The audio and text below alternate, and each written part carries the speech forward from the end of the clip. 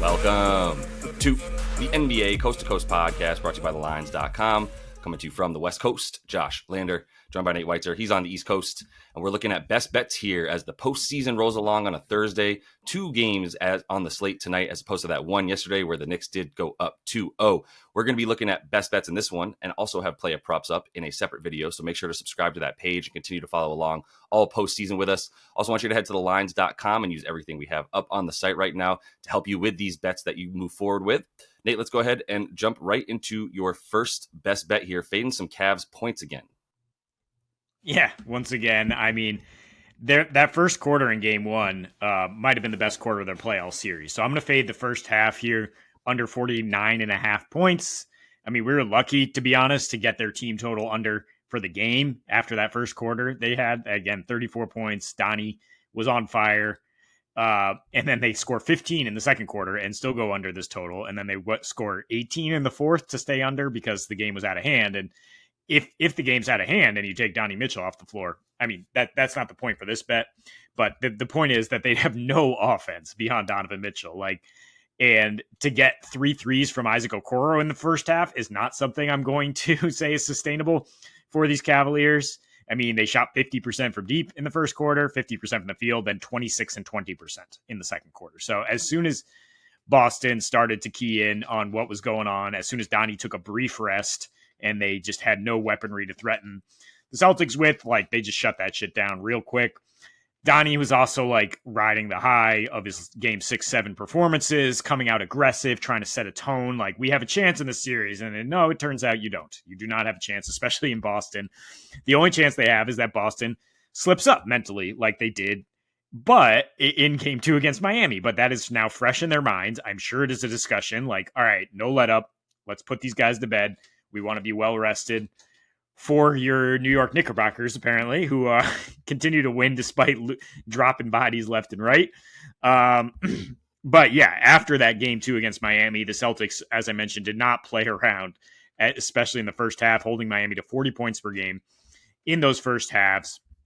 They also held the Cavs to 45 in the last regular season meeting. That was in Cleveland. Granted, no Donovan Mitchell, but in Cleveland, that defense was fierce. I mean, the Celtics defense has actually been better in Miami in these playoffs, and they now have a 94.5 defensive rating in the first half in the entire playoffs. So even that outlier game from the Heat has not affected that too much to say teams are generally scoring 50. And the Cavs only have a 102.8 offensive rating in the first half of these playoffs. A lot of the points they scored in the first half against Orlando were on free throws, and that's Orlando's issue is fouling. Right. I mean, Jalen Suggs might be good, but he was a little worn down, injured, and kind of on his own guarding Donnie. And as you mentioned, Drew White, Derek Holiday are quite the tag team in terms of throwing on Donovan Mitchell and daring anybody else to beat you. And also Boston just allows the fewest free throw attempts in every single situation you're going to find. Right. They give up nothing.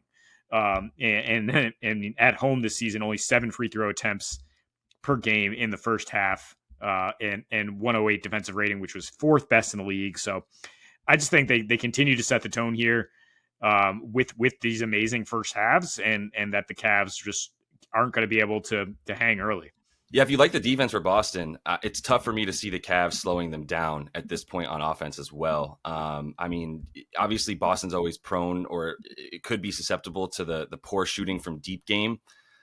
But, I mean, the thing that really is the catalyst more than anything, and maybe we should be talking about this more, is Jaylen Brown just deciding that he's going to just bully whoever tries to guard him. There's really no good matchup for he or Tatum, to be honest. I mean, he took Okoro to the woodshed in the first quarter, took Strus there in the second and third quarters. And so I trust him to be the catalyst that allows those 3-point shots to open up for all the other players on this team as well. And I think 8.5 even.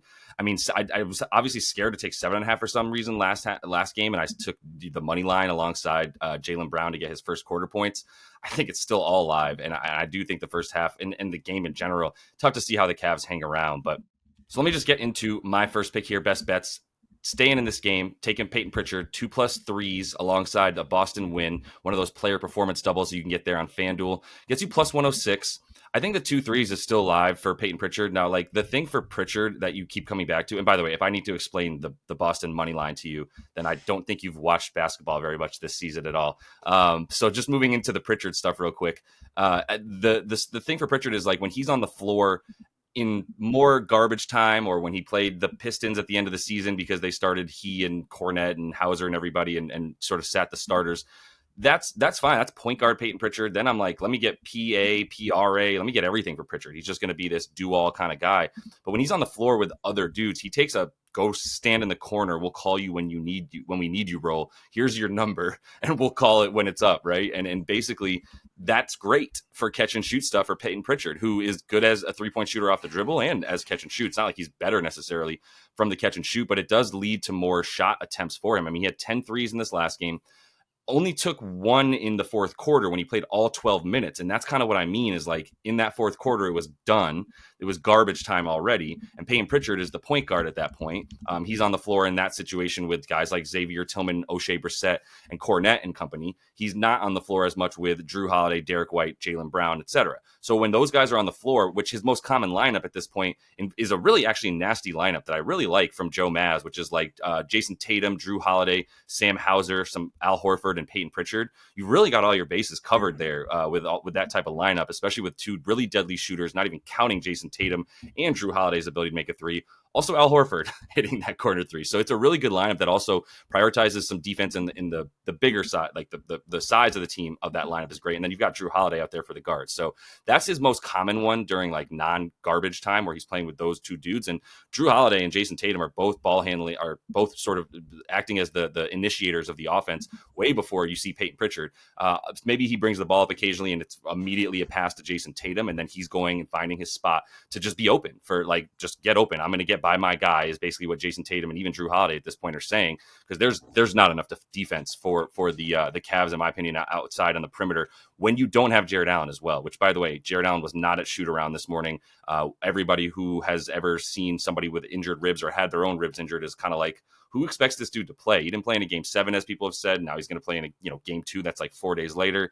I just don't think it's going to happen. And that really just reverses it just turns the Cavs defense upside down on its head and doesn't really know what to do as much. Like you can't just get out on shooters that easily and then just leave Evan Mobley to just be the only dude down low and then, or expect some Tristan Thompson minutes to help you. So all that's to say, like, I think the attempts will still be there for Pritchard because of the fact that they're not quite selling out on the 3-point line as much as they need to. And he's got that corner three going. He took 4 corner threes here in this last game. And he's actually hitting about 48% from deep in the corners this season, only averaging 2 on the season. But in the playoffs, that's upped a bit because, like I said, during the regular season, most of his minutes were with the backups, playing in either garbage time or towards the end of the season, a few minutes with the starters, but not really quite as much. Now he's coming in at the first break of the second quarter. And so he's got more corner threes coming in the playoffs than he had in the regular season.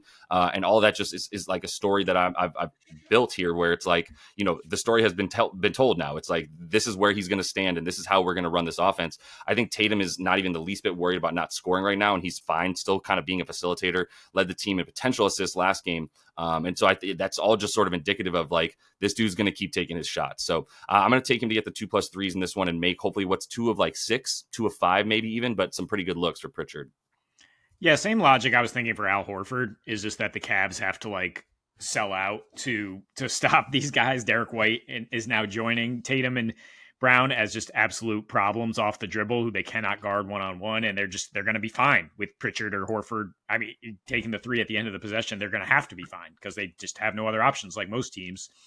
I think Al, maybe if you like the idea of a starter more, I mean, Pritchard is playing more than in blowouts and he is kind of more blowout proof though. Like I see what you're doing there. Like in the fourth quarter, he's going to be out there and he's averaging 18 a game, shooting 50% from deep and hitting nearly 3 threes at home post All-Star break versus like 28%, 8.5 points on the road. So he is kind of the personification of that Celtics home court advantage and the human victory cigar, as we've said. So if you expect another laugher, I mean, interesting. You do this with the alt spread, right? You have to take money line at FanDuel.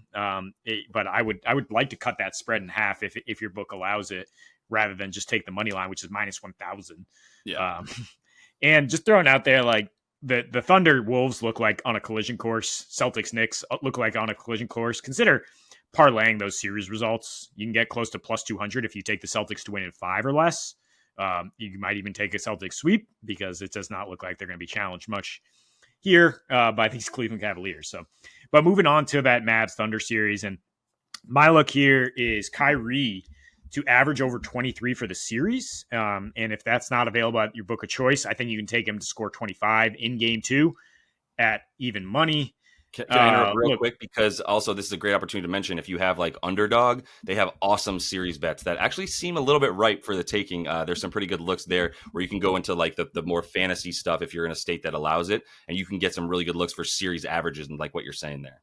Nice. Yeah. And I do like these series spread picks right now because it just looks like way more than usual. Like these series are decided like right off the bat. I mean, Dallas might be able to put up more of a fight, might force OKC to 6 or 7, but like OKC is the better team, more balanced, deeper. Minnesota balanced, deep. Like it's just incredible how the depth of these teams and how we're seeing it like move from a star centric NBA to like you need 5 guys that are connected out there. But look, the Mavs, they have what they have. They have 2 stars, and one of their stars is not healthy. So I think when Luka's hurting, Kyrie's going to pick up the slack.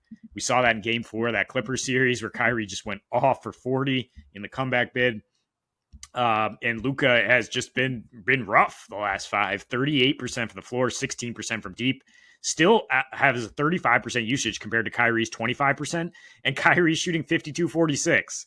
And Kyrie's still averaging 25 a game. So I expect that to kind of draw closer to even, especially when you consider the matchup, which is that Lou Dort, extremely physical in a playoffs where physicality is being let go, playing against an injured dude, getting help.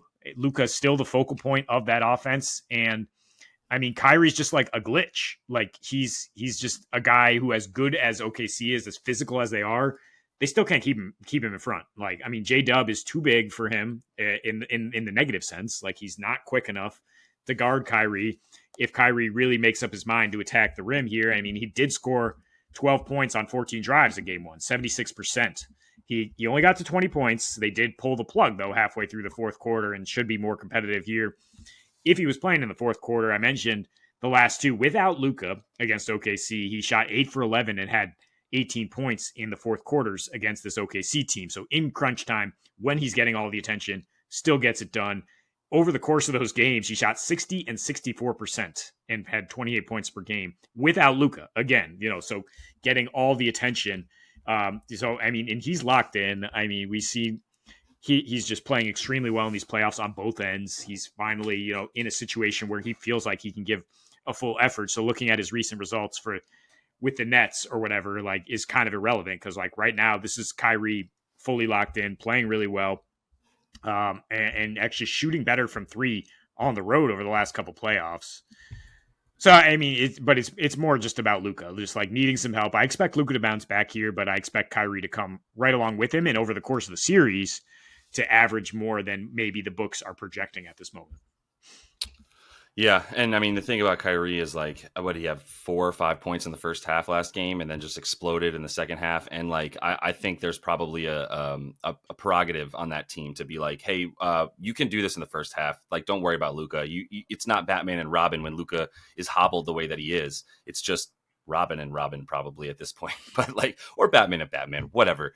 More importantly though, like, yeah, he's gotta do that alpha stuff moving forward. And I fully agree with that. There was a little bit of a, like people have been talking about that. Like, why is Kyrie so quiet in the first half? Well, it wasn't that long ago that Ramadan ended, and Kyrie was pretty unavailable for like getting his nutrition and stuff in the first half. I know it sounds like tinfoil hat kind of stuff, but like there was a correlation between this man starting off slowly and then being able to eat like a few freaking power bars, seriously, like no joke, and drink Gatorade, and then being ready for the second half a bit more.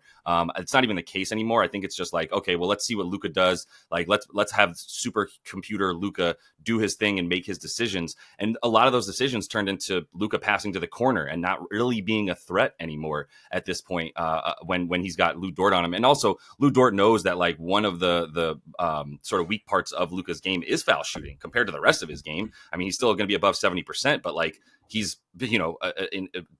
A plus in like every part of the game except for free throw shooting, and obviously some defensive stuff. But more importantly, I agree that the usage should be there for Kyrie and that he should be a go-to. And I really think the points in this game is going to be something he comes out hot. Maybe you take like a first quarter points too for him. Like I think he sets the tone for himself as opposed to like waiting for the game to come to him. If you take him to be the leader in game 3 as the scoring leader, that's plus 550 on FanDuel. I think that's a little bit better than the other prices I saw like on BetMGM for that. But maybe shop that around. There are a few more books giving us like game leaders, stat leaders for games now as well. But Derek White is going to be how I finish this. Like, for the love of God, is he going to slow down ever? I can't see it happening. Remember last year when we were like afraid occasionally to like bet on Derek White stuff? Well, I have no fear anymore. I don't see that. Like he if he has a bad series, he has a bad series for the whole series. And so far, he hasn't really had a bad game, to be honest. So I'm going to take him even as his stuff keeps going up. I'm going to include the assists in this one. Take him over 21.5 points in assists, but I also think you can take him as to be the assist leader at plus 600 on FanDuel. I think that's a pretty good look as well. The assists feel very up for the taking. Honestly, kind of like rebound leader for the Pacers last game. We all knew it was going to be Josh Hart, by the way, who led the game in rebounds. But it was a similar concept to like all these Pacers players were getting like the same amount of rebound chances. Well, all these players in this whole series so far in game 1 for the Cavs and Celtics all have basically the same amount of potential assists. 3 people had 5 assists, including Tatum, and White, and then also Donnie and Darius Garland. They're all right around the exact same numbers for those potential and actual assists. And I think what's really nice, first of all, is the plus 600. I mean, there's some pretty nice numbers for everybody because it is a pretty close race for that title of most assists in the game. But when you get plus 600, that's wonderful. Plus, there has been clear directive from JB Bickerstaff, unless he's lying to the media, which is always possible. Shockingly, a coach lying to the media is not that surprising. But in the event that he's somewhat serious, and I think we all take him seriously, he's like, we cannot let catch and shoot happen like that. That's the post-game message from JB Bickerstaff, and I believe he spoke about it again at Shoot Around today during availability, which is like, we can't let them catch and shoot, which means they're going to run dudes like Derek White off the line. I assume a little bit more. Look, it's still possible that Derek White doesn't get run off the line because they don't have the bandwidth to do it because they've already run 2 other guys off the line as the ball is making its way around the 3-point line for the Celtics. So it's a lot easier said than done to be like, run the catch and shoot guys off the line for the Celtics because they have 5 of them on the floor at all times until Xavier Tillman and Luke Cornett come in, and probably O'Shea Brissett. But they don't until the 4th quarter, right? Luke Cornett's still doing his thing. He's just the Al Horford replacement. So now you got 4 shooters on the floor, which makes it really tough. But if you look at D. White on his drives in the playoffs as well, a decent enough pass percentage when he is driving to get you there, up about like 38% or so. And so it's not like he's driving in as like the old Jason Williams, where it's like that was like an 80% pass rate on his drives. It's obviously he's going up a bit more than he's passing. But if you and I also would rather have Jarrett Allen in there for his assists as well, because he does get that floater up pretty easily unless Evan Mobley is there. So the obviously riskier bet here is the assist leader. But as far as the points and assists go, the man took 12 threes last game.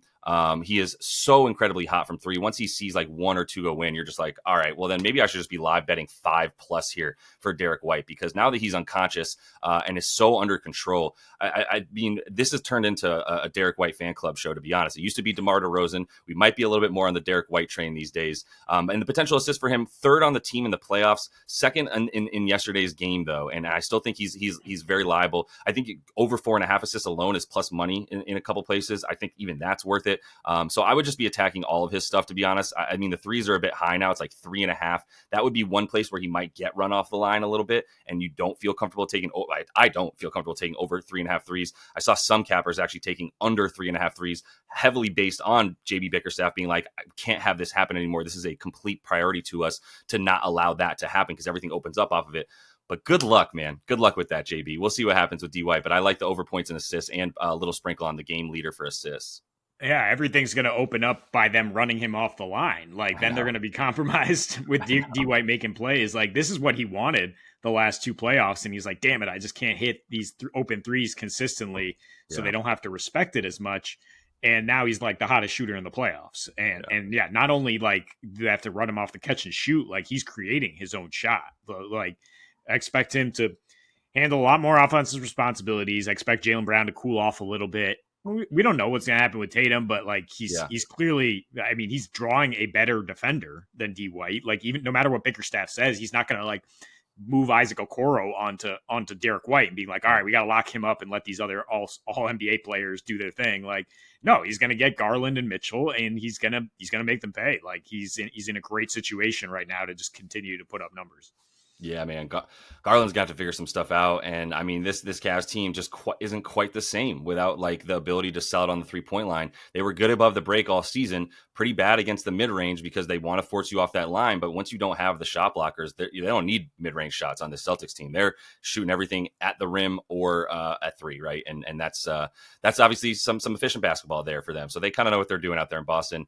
That's all the time we have for you right now in Best Bets. Make sure to subscribe to that page, though. We've also got player props up for you as we're bringing you each and every day now moving forward for this postseason. So until we see you next, happy betting.